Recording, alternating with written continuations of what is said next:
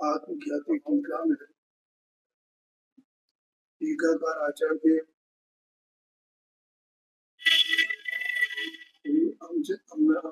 स्वामी ने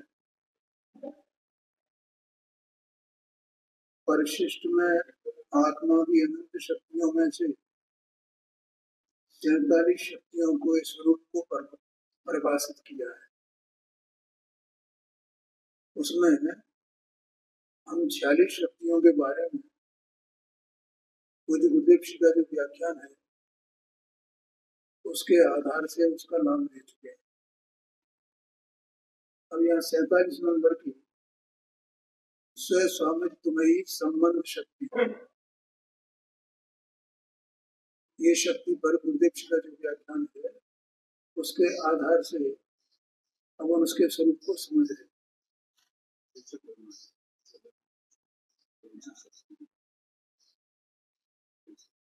समयसा जी ग्रंथाग्राज है ना, इसकी आत्मख्याति टीका है। एक तो ग्रंथ होता है तो ग्रंथ पर टीका लिखी जाती है। अमृत चंद्राचार्य स्वामी ने एक टीका लिखी, ठीक है, वो टीका संस्कृत में लिखी है और उस टीका का जो अनुवाद किया है संस्कृत का वो विद्वानों ने, पंडितों ने किया है। मूल टीका संस्कृत में। कई लोग ऐसा कहते हैं कि भाई हम तो आचार्यों का पढ़ते हैं, हम विद्वानों का नहीं पढ़ते हैं। हम आचार्यों को मानते, हम विद्वानों का नहीं पढ़ते। पर मैं पूछता हूँ कि तुम अगर विद्वानों का पढ़ते तो आचार्यों का पढ़ते। अभी डॉक्टर साहब ने एक बिंदु उठाया, तो तुम्हें प्राकृत आती है, तुम्हें संस्कृत आती है, संस्कृत समझ सकते हो तो तुमने आचार्यों को पढ़ो ही, संस्कृत को पढ़ो ना सीधा। विद्वान का अनुवाद भी क्यों पढ़ते हो, ऐसा डॉक्टर साहब ने कहा। इसका मतलब तुम वो कहावत है ना, एक गुड़ खाए और गुड़ गुलन को नेम करे, कि मैं गुड़ तो खाता हूं और गुड़ के बने कुएं नहीं खाता।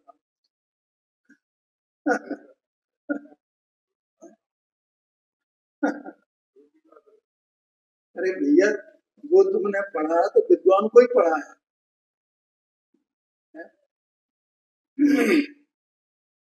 तो ये अमृत चंद्राचार्य स्वामी की टीका है समयसाची शास्त्र पर, और इसमें आत्मा अनंत शक्ति संपन्न वस्तु है।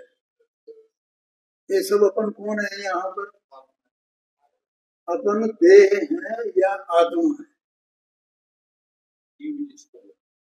आत्मा कहो के जीव कहो, जीव कहो के आत्मा कहो, एक ही बात है। ये देह है ना, देह के साथ में यहाँ जीव है ना, आत्मा है ना। आत्मा माने मैं कौन? मैं देह कि मैं जीव? कौन हूं मैं? जीव हूं मैं देह नहीं हूं। ऐसा मैं जो जीव हूं उसको यहाँ आत्मा कहा। तो वो आत्मा में अनंत शक्तियां हैं उसकी अपनी, 47 शक्तियां उसमें से गिनाई है आचार्य। जीवत्व शक्ति, चित्त शक्ति, दृश्य शक्ति, ज्ञान शक्ति, सुख शक्ति, वीर शक्ति है, विभत्व शक्ति, प्रभुत्व शक्ति, स्वच्छत्व शक्ति, प्रकाशत्व शक्ति, सर्वज्ञत्व शक्ति, सर्वदर्शित्व शक्ति, ये तमाम 47 शक्तियां गिनाती हैं, उनको परिभाषित किया है। उसमें से यहाँ पर जो अंतिम शक्ति है स्वस्वामित्वमयी संबंध शक्ति, उस पर जो पूज्य गुरुदेव जी का व्याख्यान है, उस व्याख्यान के आधार से अब हम उसको शक्ति का स्वरूप समझ रहे हैं। कौन सी शक्ति बताई जा रही है? स्वामित्व शक्ति। कौन सी शक्ति है? स्वस्वामित्वमयी संबंध शक्ति, संबंध शक्ति, ऐसा संबंध शक्ति, ठीक है। अब देखो कि एक मैं जो आत्मा हूं, मैं जो जीव हूं, तो मेरा अपनी शक्तियों से संबंध है, अपने द्रव्य गुण पर्याय से संबंध है, कि देह से भी मेरा संबंध है। देह के द्रव्य गुण पर्याय न्यारे हैं और जीव के द्रव्य गुण पर्याय न्यारे हैं, अलग अलग। तो गुण कहो कि शक्ति कहो, एक ही बात है। और गुण है तो गुणों का समूह को द्रव्य कहा है। तो मैं अपने गुणों का समूह हूं, मुझमें अनंत गुण भरे हैं, ऐसी मैं वस्तु। और मेरे गुण इस शरीर में नहीं है और शरीर के गुण मुझमें नहीं है। जब शरीर के गुण मुझमें है ही नहीं है और मेरे गुण शरीर में है ही नहीं, तो मेरा शरीर से क्या संबंध है? अपन दिनों रात 24 घंटे अनादिकाल से शरीर से संबंध जोड़े बैठे, बोलो जोड़े हैं कि नहीं जोड़े हैं? और यहाँ मैंने वहां जहाँ अशुभ भाव हमारे होते हैं, पाप की क्रियाएं होती हैं, पाप का भाव होते हैं, घर गृहस्थी में, व्यवसाय वगैरह में, वहां तो जोड़े हुए हैं। यहाँ धर्म के क्षेत्र में भी आकर के हमने उनसे जोड़ा हुआ है। वो बाहर की जो जितनी क्रिया होती है ना, यहाँ मंदिर में आकर के, तो हम क्या करते हैं, ये माने ये चीज क्या करता है कि उससे अपने को जुड़े है। जैसे ये वाणी निकल रही है, तो ये वाणी किसकी है? ये वाणी जो है वो देह की है, देह की क्रिया है कि जीव की क्रिया है? क्यों बेटा बताओ, किसकी क्रिया है? देह की क्रिया है। वाणी तो देह की क्रिया है। और ये जीव क्या मानता है? अपने उससे जोड़ लेता है, ये मेरी क्रिया है? ये अपना अपन वहां से चल के यहाँ आए, तो ये जो क्रिया हुई उसमें पैर चले ना, तो पैर चले तो यहाँ तक ही आया। तो पैर चलने की क्रिया किसकी है? देह की है कि जीव की है? और ये मानता है कि मैं आ गया यहाँ पर है? एक पूजा पढ़े बोले इधर से उधर चढ़ाया, तो ये मानता है मैं कर रहा हूँ ये। यहाँ देखो, करने न करने की बात नहीं है, वो क्रिया तो वो देह है, उसकी सत्ता है, तो उसकी क्रिया होगी क्या नहीं होगी?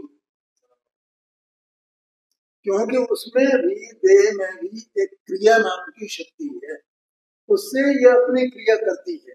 ये देह, जीव तो यहाँ बैठा हुआ है अंदर, ये तो केवल अपने विकल्प करता है, राग द्वेष मोह करता है, अज्ञान करता है और ज्ञान करता है। बृहद्रव्य संग्रह में नवीन भाई बहुत गंभीर बात है, 2 नंबर की था, पंचाशतकाय में 27 नंबर की था, और समय सारथी में तो पूरा कर्ता कर्म अधिकार था। वहां ये कहा, ये 3 जगह मैंने बताया ना आपको, जीव करता है, एक वहां पर लिखा हुआ, जीवो कर्ता, ऐसा। कर्ता माने करता, जीव करता है, जीव करता। और हम कहते नहीं वो जीव तो क्या स्वरूप, ऐसा नहीं, वो जीव करता है। क्यों लिखा ये जीव करता है? इसलिए लिखा कि इस जीव का जो ज्ञान और अज्ञान है वो कौन करता है? अज्ञान कर्म करता है कि जीव करता है? अज्ञान देह करती है कि जीव करता है? जीव करता है। और ज्ञान कौन करता है? जीव करता है। ज्ञान कौन करे? तो जीव करता है। कुछ लोगों को एक आग्रह रहता है, कर्म करता है ना, कर्म करता है ना। पूज्य गुरुदेव सिंह का और वो चुलत है ना गणेश राज्य में, तो उनका वहाँ बहुत अच्छा उनका स्वाध्याय बहुत गंभीर था वर्ण जी का। तो वे वहां पर ईश्वरी में मिले, ईश्वरी में। तो वहां वो उनका ये याद रहता है कि कर्म के बिना नहीं होता, कर्म करता है, कर्म करता है। जीव को कर्म रुलाता है जगत में, ऐसा कर्म अज्ञान करता है, कर्म राग द्वेष कराता है।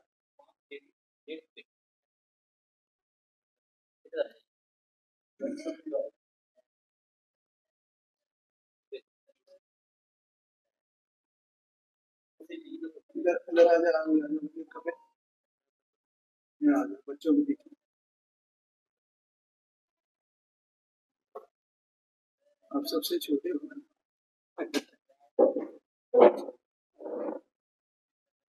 ठीक है। तो कर्म कराता है कि जीव करता है? जीव करता है। अज्ञान कौन करता है? ज्ञान कौन करता है? संसार में परिभ्रमण कौन करता है? मोक्ष कौन जाता है? मोक्ष को कौन उत्पन्न करता है? सम्यक दर्शन ज्ञान चारित्र को कौन करता है? ये कर्म करता है। और मिथ्या दर्शन, मिथ्या ज्ञान, मिथ्या चारित्र को कौन करता है? इसलिए लिखा जीवो करता, जीव करता है, कर दूसरा कोई नहीं करता है, जीव करता है। वे करता नहीं है ये बात नहीं है। अन्य पुद्गल है, देह मनवाणी है, ये करता नहीं है ये बात नहीं है। लेकिन जीव क्या मानता है कि ये करता है, ये करता है, मुझे संसार में ये रुलाता है। और इस तरह की स्तुतियां भी बनी है। और इस उसके विरुद्ध ये भी लिखा उसमें, तो पूजा है ना चंद्र स्वामी जी उसमें, कर्म विचारे कौन भूल मेरी अधिकारी, लोह अग्नि सहे धनगात लोह की संगत। वो तो उसको वो कहा जाता है कि मात्र व्यवहार मात्र, उपचार मात्र है, जहां भी जरूरत पड़े वहां बताने की उपचार है, उपचार है, वास्तविकता नहीं है, ऐसा कहा। तो ये जीव का वास्तव में देह के साथ कोई स्व स्वामी संबंध नहीं है, ये बताना। और ये स्व स्वामी संबंध यहाँ पर संबंध शक्ति बताई है। इस संबंध शक्ति को जानने का जो फल है वो क्या है कि देह पर से हमारी दृष्टि हट जाए, आया कि नहीं आया? और देह पर से दृष्टि हटने का मतलब है कि देह की जो क्रिया है उस पर से भी दृष्टि हट जाए, आया कि नहीं आया? क्रिया को अपनी माने और ये माना मेरे देह दृष्टि नहीं है, देह तो भिन्न और मैं भिन्न हूं, है ना। ये देह तो अलग है ना, मैं अलग। तो ऐसा अपने को माने, जैसा मेरे तो देह की दृष्टि नहीं है, मेरे तो आत्मा की दृष्टि नहीं है। और क्रिया को अपना माने तो वो तो उसकी देह दृष्टि भाग्य में बनी रही कि नहीं बनी। अरे इस तरह तो सभी जानते हैं कि देह अलग और आत्मा अलग है, जीव अलग है। सारा जगत जानता है कि जीव अलग है और आत्मा अलग है, जीव अलग है आत्मा अलग है, जीव निकल जाता है, आत्मा को देह रह जाती है, ऐसा सारे जगत मानते हैं। लेकिन वो ये देह की क्रिया देहमय है, ये अपने उपादान से हो रही है, जीव इसका स्वामी नहीं है, जीव इसका कर्ता नहीं है, और कर्ता कहने से ये आशय है कि जीव अपना ही करता है, देह का करता नहीं, देह की क्रिया का करता नहीं है। आया कि नहीं आया? तो ये स्व स्वामित्वमयी संबंध शक्ति है, इसको जानने का फल ये है, ऐसा जानना चाहिए। मैं जीव इसका करता नहीं, बिल्कुल एकदम ऐसा अपनी सत्ता को जब तक नहीं जानेगा और इस देह की न्यारी सत्ता को स्वीकार नहीं करेगा, तो उसका स्वीकार कराने के लिए ये शक्तियां हैं। क्या ये जो 47 शक्तियां भैया ये काय के लिए है? अपनी सत्ता न्यारी और देह की सत्ता न्यारी। अब ये दोनों एक साथ संयोग में रहे तो रहे ना, इसमें क्या है? उसके रहने से जीव को क्या हानि है, मुझे बता। अरहंत परमात्मा के देह संयोग में है ना, तो उनको कोई हानि है क्या? कोई हानि नहीं है। और सिद्ध परमात्मा को देह का संयोग छूट गया है, तो उनको कोई लाभ हो गया है? कोई लाभ नहीं हुआ। वे तो अनंत अवस्था में भी वैसे ही थे और सिद्ध अवस्था में भी वैसे ही। देह का संयोग था तो वैसे ही है, और नहीं था नहीं है तो भी वैसे ही है।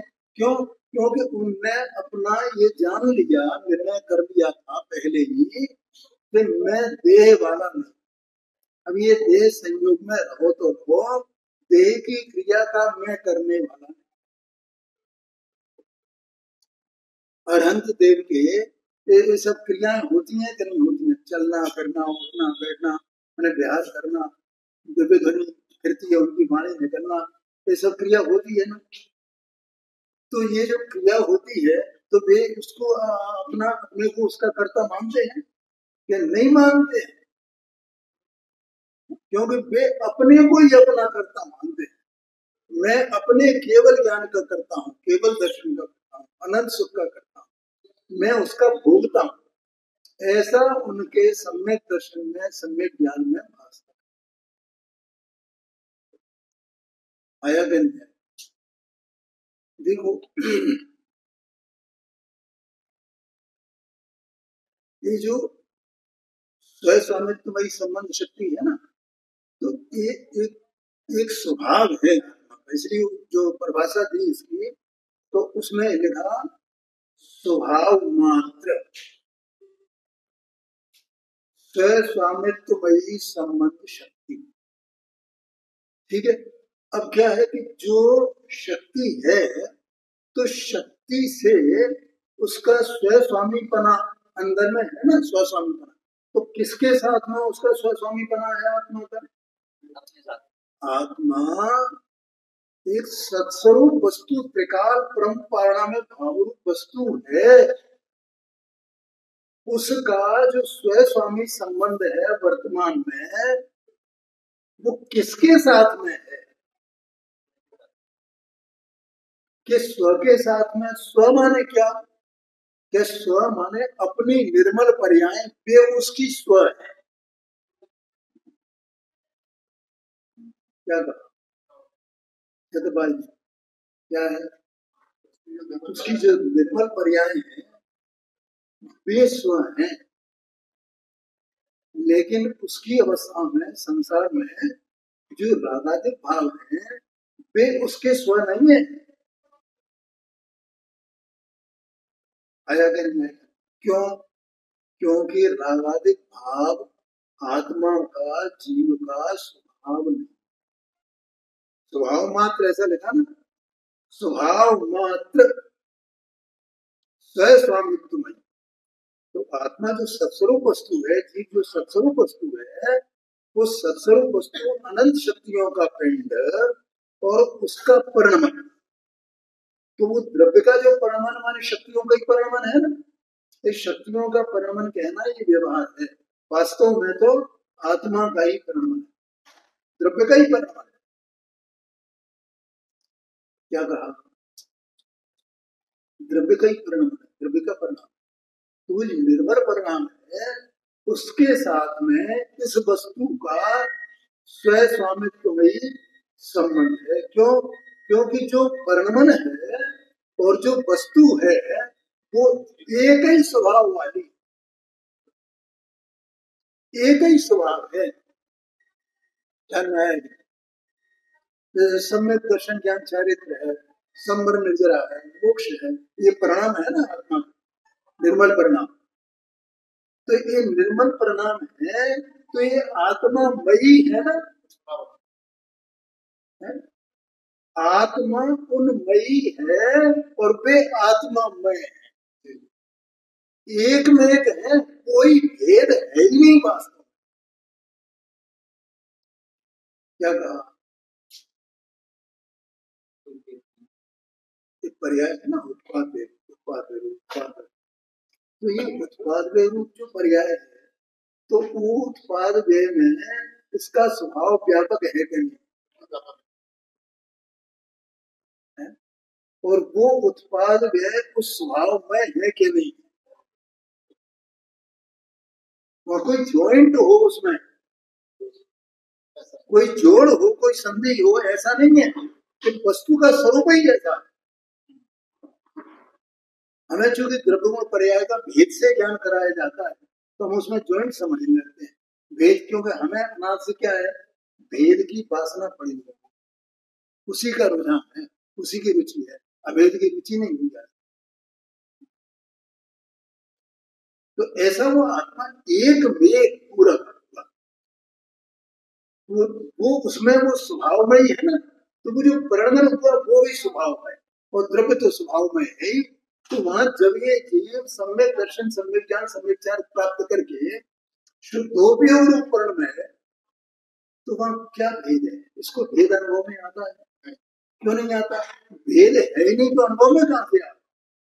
समझाने के लिए भेद है, यही बात है। देखो क्या है, ज्ञान करेगा माने शांति में बता, कोई बात नहीं। ज्ञान करे माने क्या होता है कि वस्तु सम्यक ज्ञान रूप पर क्या हुआ, वस्तु सम्यक ज्ञान रूप परिणाम है। तो सम्यक ज्ञान रूप परिणाम है, कौन परिणाम? वस्तु ही परिणाम है। तो सम्यक ज्ञान का क्या स्वभाव है? ये स्वपर प्रकाशक है। तो स्वपर प्रकाशक है तो स्वर पर सब जानने में आए कि नहीं आए? भेद और अभेद सब जानना उसमें प्रकाशित हो के नहीं हो। जानने का मतलब ज्ञान करता है ऐसा उपचार से कहा जाता है, लेकिन वास्तव में तो वो सम्यक ज्ञान जो प्रकट हुआ, अज्ञान का अभाव हुआ, तो वो स्वपर प्रकाशक होकर के वो तो दीपक की तरह स्वपर को, भेद अभेद को, जो जैसा है वैसा का वैसा वो प्रकाशित करे। बस करे कौन? तो वस्तु है ना, परिणमी है, परिणमने का नाम ही करना है।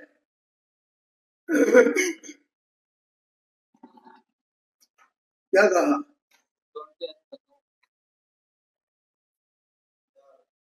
आया समझ में? करना माने क्या?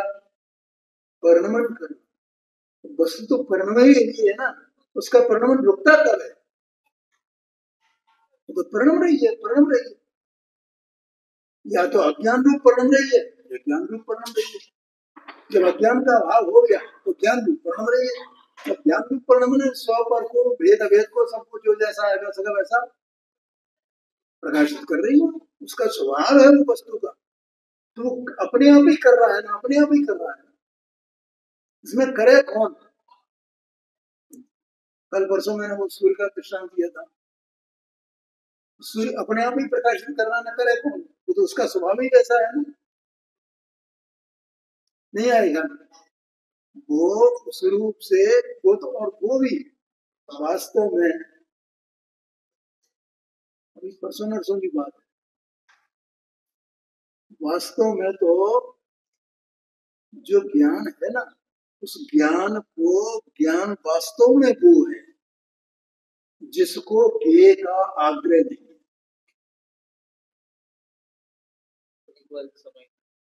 हाँ जी, ज्ञेय का क्यों?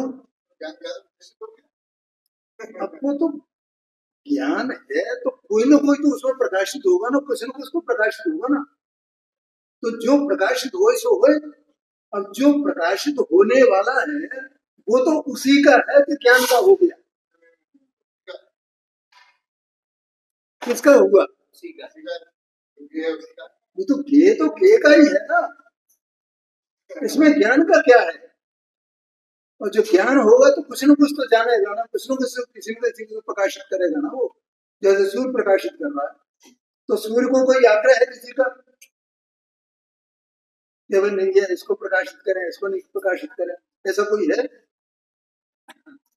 ऐसे ये ज्ञान सूर्य, सम्यक ज्ञान सूर्य, ये अपने आप ये उदय को प्राप्त हुआ है तो ये अपने आप भेद अभेद स्व पर सब जो जैसा जैसा है अपने में अपनापन, अपना द्रव्य गुण पर्याय क्या है उसको भेद रूप से और अभेद रूप से दोनों प्रकार से प्रकाशित कर, क्योंकि वे सर्वथा अभेद नहीं है और सर्वथा भेद भी नहीं। क्या संज्ञा संख्या लक्षण इत्यादि के अपेक्षा से उसमें भेद है ना। ज्ञान का लक्षण अलग, दर्शन का लक्षण अलग, सबका अलग अलग है ना। अलग अलग तो इतनी संख्या है ना, अनंत है ना। यहाँ वो गुण अनंत है ना, तो अलग अलग प्रकार के होंगे कि नहीं होंगे? अनंत अनंत उनके सबके लक्षण अलग होंगे ना। तो इसलिए उस अपेक्षा से भेद है तो उस भेद को भी प्रकाशित करे ना, और अभेद को भी प्रकाशित कीजिए। भेद होने पर भी अभेद है, अभी तो बताया था ना, भेद ही है। भेद को भी तो ज्ञान नहीं जाना। हाँ जी, भेद को भी ज्ञान नहीं जाना और अभेद को भी ज्ञान नहीं जाना, जानेगा कौन? ऐसा कहते हैं। ध्यान में आया? अब देखो पूज्य गुरुदेव जी का जो व्याख्यान है उसके आधार से तुम देखो तो इस तरह से समझ में आ गया ना कि ये आत्मा दो चीजें, एक तो देहादि जो बाहर के सब पर द्रव्य है, देह तो संयोग में है। अब देह संयोग में है, ये संश्लिष्ट संबंध है देह का और आत्मा का, दो सत्ता। और बाकी स्त्री पुत्र आदि ये सब जो है ये भी सब संयोग है जीव के, वे सब जो है वे असंश्लिष्ट संबंधी है। तो उनका जैसा देह का और जीव का संबंध है वैसा उनका संबंध नहीं है, लेकिन संबंध तो है, संयोग तो है, क्योंकि इसके कर्म के उदय के निमित्त से आए हैं ना ये सब। क्या कहा? ये जो देह की रचना है तो वो अघातीय कर्म है ना उनके निमित्त से, और बाहर में स्त्री पुत्र आदि जो भी धन संपदा निर्धनता है, धनवान होना, ये सब कैसे है? उदय से निमित्त से है, ये सब संयोग आए हैं। तो ये आत्मा वस्तुतः इन सब का स्वामी नहीं है, एक बात। दूसरी बात, ये आत्मा वास्तव में ये अपने जो निर्मल पर्याय है, निर्मल परमन है, उन्हीं का स्वामी है, वही इसके स्व है। लेकिन रागादिक भाव विकार भाव उसका ये स्वामी नहीं, ये इसके स्व नहीं।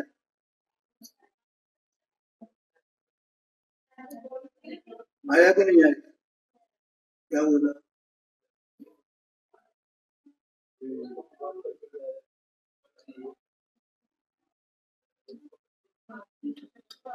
भैया बाहर जाकर के बात कर लीजिएगा।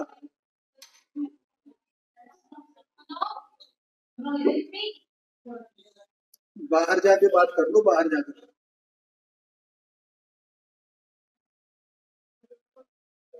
तो ये अपने, इसलिए उसको लिखा स्वभाव मात्र स्व स्वामित्व भाई। अब ये इसका इसमें स्वामीपना है और अन्य में इसका स्वामीपना बनता नहीं, होता नहीं।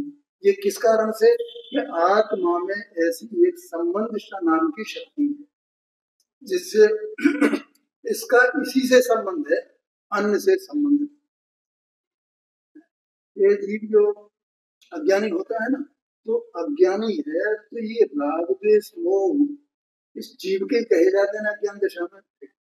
और अमृत चंद्राचार्य स्वामी ने 205 नंबर का कलश लिखा निर्जनाधिकार, वहां भी ये लिखा कि ये जब तक ये जीव अज्ञानी है तब तक जितना ये राग द्वेष होते हैं ये स्वयं उसका करता है, ऐसा कहा।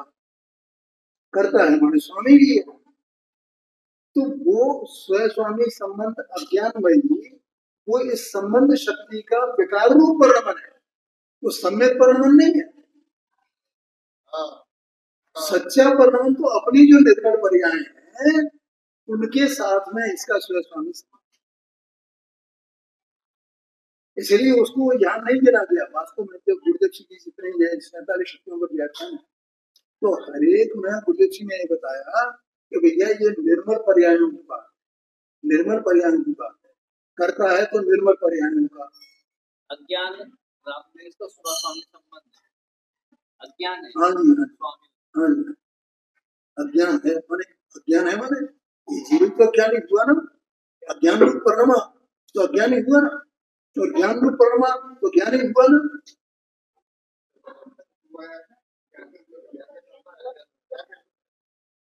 क्या कहा?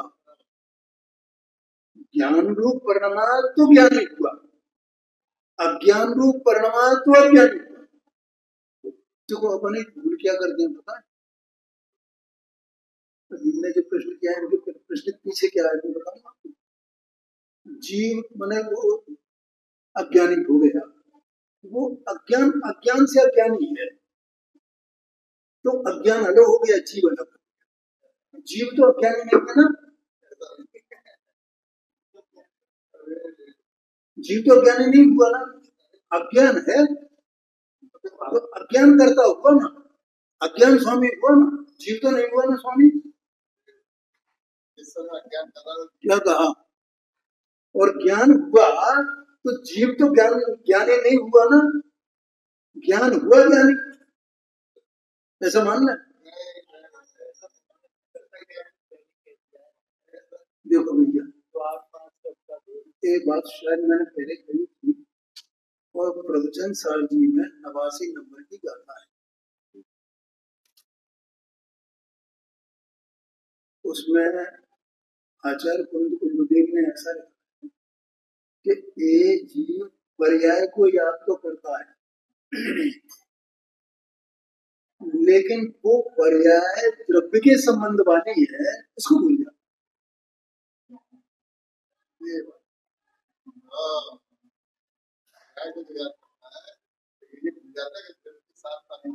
पर्याय को द्रव्य के साथ जोड़ना, पर्याय कोई अलग है क्या?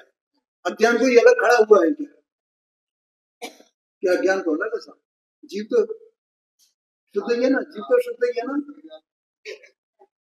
अब मैं तो शुद्ध ही हूँ ना, अब ये अज्ञान है ना, अज्ञान है। अरे तो मैं अज्ञानी हुआ, मैं द्रव्य सेम, मैं ही अज्ञानी हुआ तो वो अज्ञान हुआ, अज्ञान अलग, मैं तो शुद्ध हूँ। हाँ जी, हाँ ख्याल में आया। और इसीलिए कुंद देव को 93 नंबर की बात आ गई, उसमें लिखना पड़ा कि ये जीव जो है वो द्रव्य में पर्याय को जो नहीं जानता है वो पच्चे मूड़ा पर समय पर्याय में मूल है, तो पर्याय को द्रव्य के साथ जोड़ता ही नहीं है। पर्याय तो द्रव्य की है ना, पर्याय तो द्रव्य की है, और द्रव्य और पर्याय भी ये बताया था कथनचित भेदाभेद, कथनचित भेद रूप कथनचित अभेद रूप। जहां अभेद की आवश्यकता हो वहां अभेद करना, जहां भेद को समझना हो वहां भेद करना, ऐसी वस्तु अनेकांतात्मक है भाई। हाँ हाँ ख्याल में आया, ऐसा समझना बुद्धिजीवी को एक मौका मिला है अज्ञान को दूर करने का। अज्ञान भी अपन ने किया है और अपन ही दूर करेंगे उसे। कोई दूसरा देव गुरु कोई दूसरा और आ जाए कि हमारे अज्ञान को दूर कर दे, तो कोई नहीं कर सकता। उन्होंने तो वस्तु का स्वरूप बताया, तो भैया वस्तु का स्वरूप ये है। अभी जहाँ मैंने प्रभुचंद साहब जी का नाम लिया था, 87 नंबर की गाथा में उन्होंने एक वस्तु का स्वरूप, वस्तु व्यवस्था क्या है,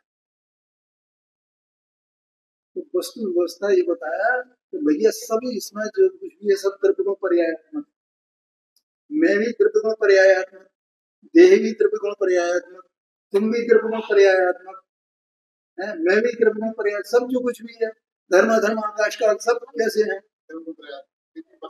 जीव पूर्वक सब कैसे है, इसके अलावा कुछ है ही नहीं जगत में। और ये वस्तु व्यवस्था है। अब जब सब सब द्रव्य को पर्यायात्मक है तो सब अपने अपने में है ना द्रव्य को पर्यायात्मक। मतलब इसको क्यों नहीं समझते, ये समझेंगे तो हमारा ज्ञान करें। एक ही उपाय है और दूसरा कोई उपाय नहीं। क्या कहा, क्या उपाय है? हाँ, ये बच्चों सब समझ लेना भैया, बिल्कुल इसको जीवन भर याद रखना। हमें संसार से निकलना है, अपना कल्याण करना है, तो हमें किसी का सहारा नहीं देखना है। तो शास्त्र में वस्तु का स्वरूप बता दिया और इतना ही बताया कि सब क्या है कैसे है। तो भगवान केवल ज्ञानी है ना, ये अपने केवल ज्ञान में पूरे विश्व को देखते, तो वो लोग क्या देख रहे हैं, सब कुछ जानने में आ रहा है। क्या जानने में आ रहा है?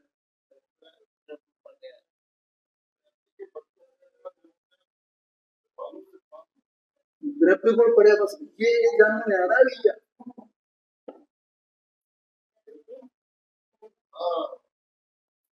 ख्याल में आया कि नहीं? अब किसी को प्रश्न कर लेना करना हो तो पूछ लेना, मैं बता दूंगा।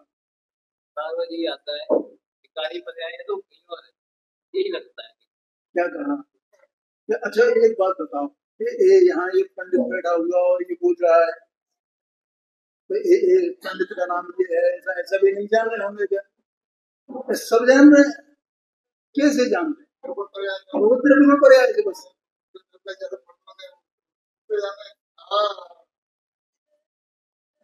ये देह है,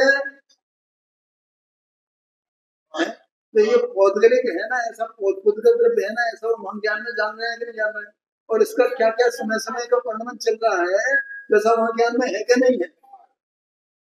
और जीव भिन्न है, जो सत्ता स्वरूप अन्यायी है ना, तो उसके द्रव्य गुण पर्याय जैसे जैसे परिणमित कर हो रहे हैं, जैसे जैसे विकार रूप अविकार रूप मिश्र रूप जैसा भी परिणमन चल रहा है इसका, जैसे जैसे विभाव चल रहे हैं, जैसे पाप में भाव चल रहे हैं, जैसे पुण्य में भाव चल रहे हैं, वे सबके सब क्या है, सब सब उसमें सब प्रकाशित हो रहे हैं ना। जो भी इसके पाप परिणाम है, अशुभ परिणाम है, जो भी इसके शुभ परिणाम है, क्षण क्षण में अलग अलग एक एक समय लिया ना पर्याय को, तो वो सब वहां जानने में आ रहा है कि नहीं भगवान?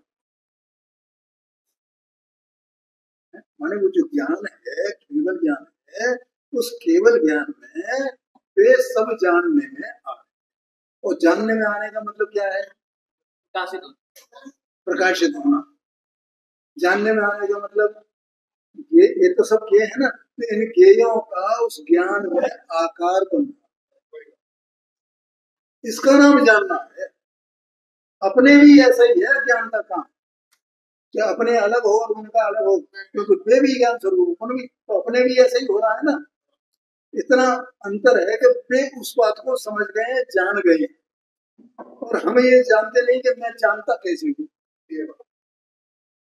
मेरे जानने का कार्य क्या है, कैसे परिणाम होता है जानने का, ये हम जानते नहीं। हमने तो ये पुस्तक पढ़ी ना, तो ये हमने मान लिया, ये हमने जान लिया, ये हमने जान लिया। अभी मैंने बताया था ना कि ज्ञान को क्या बोला था, ज्ञान को ज्ञेय का आग्रह नहीं होता है, जिस ज्ञान में ज्ञेय का आग्रह हो वो ज्ञान ज्ञान नहीं है, वो अज्ञान है।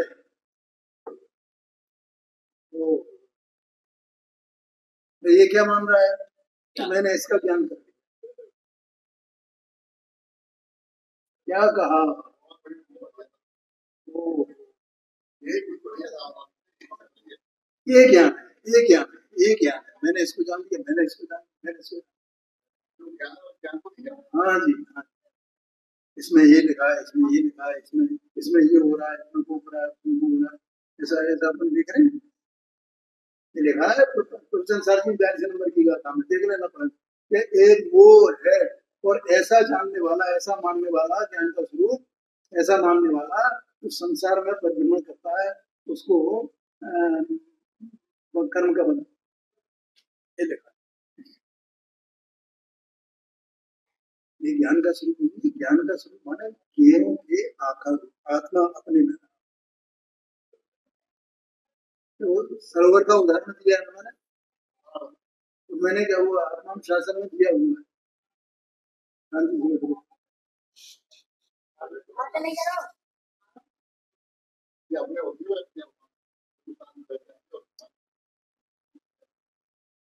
निर्मल सरोवर, जल भरा हुआ है, पूर्णिमा का दिन है, चांदनी ऊपर खिल रही है, तारे, और उनका आकार उसमें बन रहा है, तारे में उसमें दिख रहे हैं।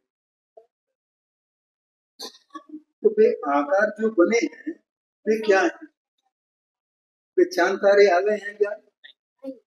तो पानी, पानी ही उस रूप से परिणमा है, पानी उनके आकार हो रहा है, और उस पानी को न तो उनसे मतलब है, न उन्हें पानी से मतलब है। किसी को किसी से कोई लेना देना है? न गे को उससे पानी से, मतलब जो चमक रहे हैं चांद तारे, उनको पानी से कोई लेना देना, और पानी को उनसे कोई नहीं, तो हम झलक रहे हैं। ऐसे ही ज्ञान में ये जो गे है, ये बस झलकन है।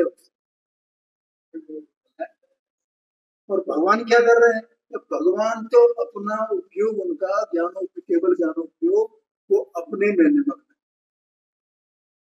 और ज्ञान यहाँ ऐसे काम कर, और वे भगवान वे वो ज्ञानी रूप है, अनंत चतुष्ट कहा जाता ना, अनंत परमात्मा के, सिद्ध परमात्मा के, इनके वहाँ केवल ज्ञान है कि नहीं, अनंत ज्ञान है कि नहीं है?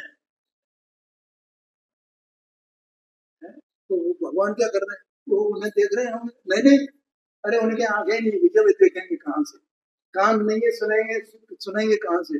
ये तो हम संसारी जीव है, जो हम आंख से देखते हैं, कान से सुनते हैं। भगवान थोड़ी आंख से कान से सुनते हैं, देखते हैं। तो परिपूर्ण ज्ञान रूप प्रकट हो गए हैं, अपने से कर रहे हैं ना, वे तो अपने से जान रहे हैं ना, अकेले है ना बिल्कुल।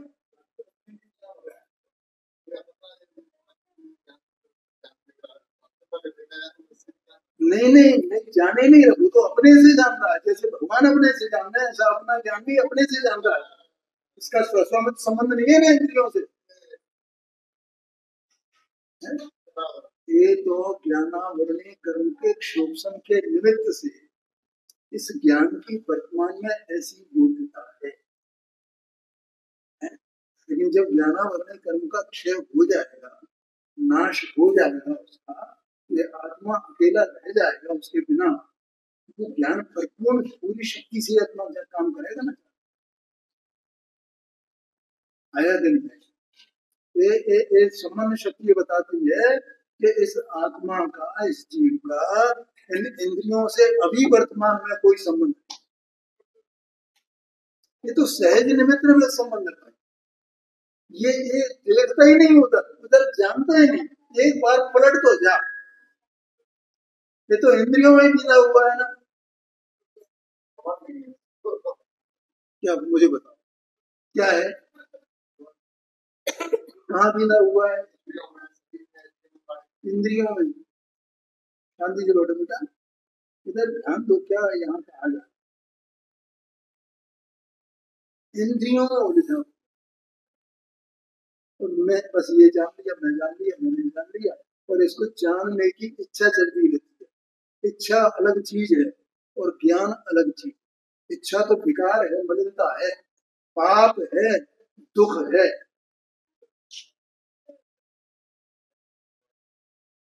आया कि नहीं आया? क्या है? ज्ञान तो निर्मल बस निरालंब तत्व है ज्ञान, अपने से जानने वाला, शांत रहने वाला, सुखमय भाव।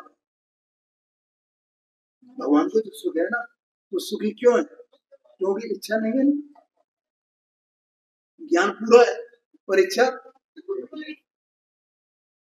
इसलिए कोई आकुलता, कोई इच्छा रही नहीं ना, कुछ भी जानने की भी इच्छा नहीं है, करने धरने की तो बात दूर की। ऐसा इस आत्मा का वास्तव में भी, इसलिए हमारे आदर्श अनंत परमात्मा, सिद्ध परमात्मा वे इसलिए आदर्श कहे जाते हैं। और ये यही जानने के लिए, दर्शन करने के लिए हम यहाँ आते हैं। एक बार एक जगह वो भगवान गए, कलश हो गई, तो मैं दर्शन कर रहा था, तो उन्होंने सज्जन साथ में थे, तो उन्होंने कहा कि आ जाओ, जो कलश कलश हो रहे हैं, कलश देखो, कलश देखो। मैंने भैया, मैं कलश नहीं देखता हूँ, मैं तो भगवान को देखता हूँ। भगवान को देखा ही नहीं आज तक। कलश तो कितने जीवन में देखा हो, कितने जीवन मिले होंगे, अनंत जीवन। कलश तो देखे, लेकिन भगवान को नहीं देखा है। जो भगवान को देख लेता है ना, वो अपने को देख लेता है, देखा है। और कलश देखता रहे, पूरा जीवन निकल जाए कलश देखते देखते, भगवान को देखा ही नहीं। कलश देख लो, आया कि नहीं? अरे प्रभु, इस जीव का परद्रव्य के साथ, प्रभाव के साथ में कोई संबंध नहीं है, बस ऐसा समझना। हाँ जी, हाँ जी। इसलिए वो आदर्श है, तो आदर्श किस लिए है? किस लिए? भगवान की प्रतिमा है, बिल्कुल भगवान जैसी, जिन प्रतिमा जिन सार की, वैसी प्रतिमा यहाँ क्यों विराजमान की है? क्यों? साक्षात भगवान तो है नहीं, एक प्रतिमाओं के माध्यम से हम भगवान के स्वरूप को समझते हैं, उनका उसलिए दर्शन करने के लिए आते हैं। हमें तो उन्हें जानना है, उनको जान करके हम वैसे ही भगवान अंदर में विराजमान है, उसे जानना है। और कोई हमारा प्रयोजन नहीं है, पुण्य का प्रयोजन नहीं है हमारा कि हमें पुण्य मिल जाए। पुण्य तो अपने आप मिलेगा, मिलेगा तो मिले, न मिले तो न मिले। क्या अपने चाहने से मिलेगा क्या पुण्य? अपने चाहने से नहीं मिलेगा भैया, क्योंकि अपने चाहने से अपना परिणाम नहीं होता। हाँ जी, ऐसा समझ, समय हो गया है, आगे चर्चा पर।